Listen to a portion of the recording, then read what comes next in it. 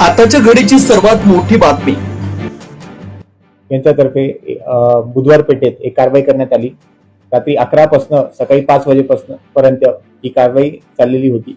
त्याच्यामध्ये आम्ही 18 जणांना अटक केलेली आहे. याच्यामध्ये 14 हे बांगलादेशी नागरिक आहेत, 2 हे तिकडचे मॅनेजर्स आहेत जे या बांगलादेशी नागरिकांना प्रोस्टिट्यूशन या व्यवसायामध्ये एंगेज करून त्यांच्यामधून जो बिझनेस होतो त्याच्यामध्ये इन्व्हॉल्ड आहेत. 2 जुव्हिनाइल्स आहेत आणि 2 असे नागरिक आहेत. त्याच्यामध्ये एक महिला आहे जी पिंप म्हणून या सगळ्या बांगलादेशी महिलांचे पिंप म्हणून अशी काम करते, आणि एक असा नागरिक आहे जो बांगलादेशी महिलांचं तस्करीमध्ये इन्व्हॉल्ड आहे. तो त्या बांगलादेशी व्यक्तींना तिकडून बांगलादेशवरनं पुण्यापर्यंत येईपर्यंत जे रॅकेट आहे त्या रॅकेटमध्ये इन्व्हॉल्ड असलेला एक इसम आहे. असं एकूण आमच्याकडे 14 बांगलादेशी नागरिक आणि टोटल जे आरोपी आहे ते 18 आहेत. तर ह्याचे कार अजून कुठपर्यंत तुम्ही शोधणार आहात? खास करून जे रॅकेटचा तुम्ही उल्लेख केला, बांगलादेशपर्यंत जसं म्हणजे भारत आणि बांगलादेश दोन्हीकडनं याचा सगळा याच्यामध्ये सम्मिलित असतील तर कुठपर्यंत जाणार आहेत का? नक्कीच. जसं हा जो लिंचपिन आहे जो बांगलादेशी नागरिकांना इथे स्मगल करण्यामध्ये मदत करतो, वरतून पुण्यामध्ये स्थायी करण्यामध्ये मदत करतो. आता स्थायी करण्यामध्ये त्यांच्याकडे काय काय डॉक्युमेंट्स तो त्यांच्यासाठी बनवून देतो. त्याच्यानंतर मग हा कोणाशी कॉन्टॅक्टमध्ये आहे, कोणाला हा सांगतो, आणि बांगलादेशी नागरिक कशा प्रकारे यांच्या कॉन्टॅक्टमध्ये येतात हे सगळं शोधलं जाणार आहे. ही सगळी साखळी शोधलं जाणार आहे की पुण्यापर्यंत येईपर्यंत कोणी कोणी त्यांना मदत केली, कशा प्रकारे मदत केली, आणि कोण कशा लेवलमध्ये इन्व्हॉल्ड आहे हे सगळं शोधून काढणार आहे. आणि तुम्ही एक लिंक आम्ही शोधून काढणार आहे. केवळ फक्त हा ह्युमन ट्रॅफिकिंग पुरता मुद्दा आहे की अजून त्याच्यातही तुम्ही वेगवेगळे अँगल शोधणार आहे? नक्कीच वेगळे पण अँगल शोधणार आहेत. हे फक्त ह्युमन ट्रॅफिकिंग रिलेटेड इन्व्हॉल्ड नसेल.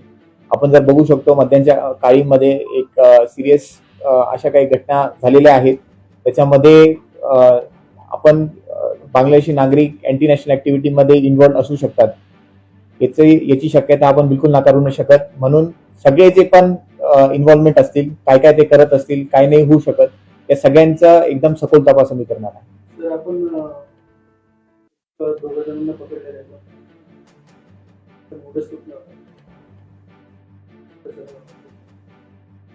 आता गुन्हा दाखल झालेला आहे. याच्यामध्ये सखोल तपास चालू आहे. सखोल तपासामध्ये यांचा जो मास्टरमाइंड आम्ही जो पकडला, एक लिंचपिन सुमित चव्हाण नावाचा इसम आहे, तो कशा प्रकारे लोकांच्या कॉन्टॅक्टमध्ये होता, तो कशा प्रकारे यांना या बांगलादेशी नागरिकांना इथपर्यंत आणायचा, हा सगळा तपास आम्ही करू आणि आपल्याला इन्फॉर्मेशन देऊ.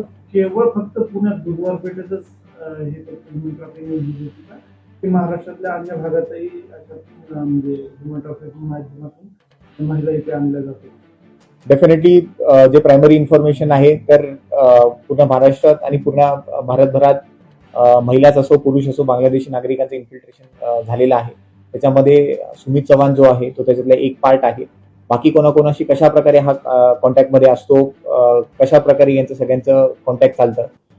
एखाद्या वेळेस सुमित चव्हाणचं फक्त पुणे पर्यंतच हे रॅकेट असावं. बाहेर कोण कोण कशा प्रकारे बांगलादेशी नागरिकांना आणतं, इथे स्थायी करतं, त्याच्यानंतर मग कशा प्रकारे त्यांना डॉक्युमेंट दिल्या जातं, कुठे लपवलं जातं, काय केलं जातं, हे सगळ्याचा सखोल तपास नक्कीच करणार आहे. पुण्यापर्यंतच हा तपास मर्यादित नाही राहून बाकी ठिकाणी पण काय काय कशा प्रकारे यांची ऍक्टिव्हिटीज आहे त्याच्यामध्ये पण आम्ही मध्ये जाणार आहे.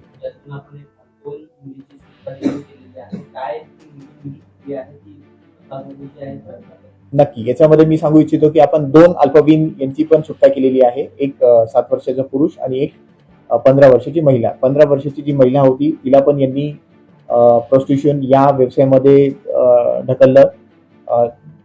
तिला पण त्याच्या प्रोस्टिट्यूशन मध्ये फोर्स केलं गेलं. तर त्याच्यासाठी आम्ही पोक्सोचा पण गुन्हा दाखल करत आहे पीठासोबत.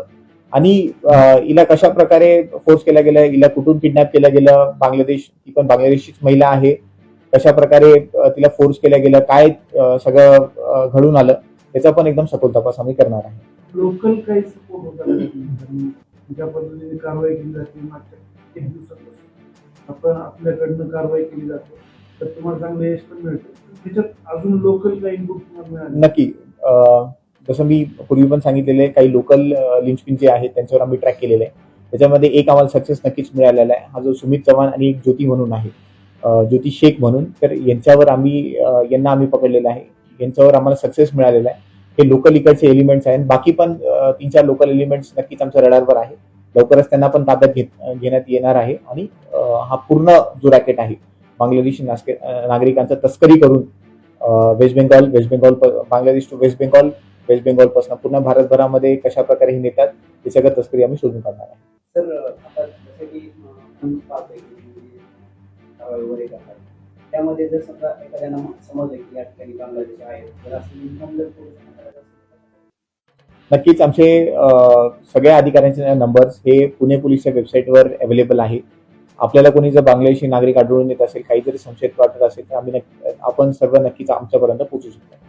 त्यांच्याकडे लोकल डॉक्युमेंट्स काय म्हणजे जे गव्हर्नमेंटचे जे डॉक्युमेंट्स भरपूर सारे बांगलादेशी नागरिकांना आम्ही जे पकडलेलं आहे यावर्षीच आमचा आकडा हा 45 वरती गेलेला आहे.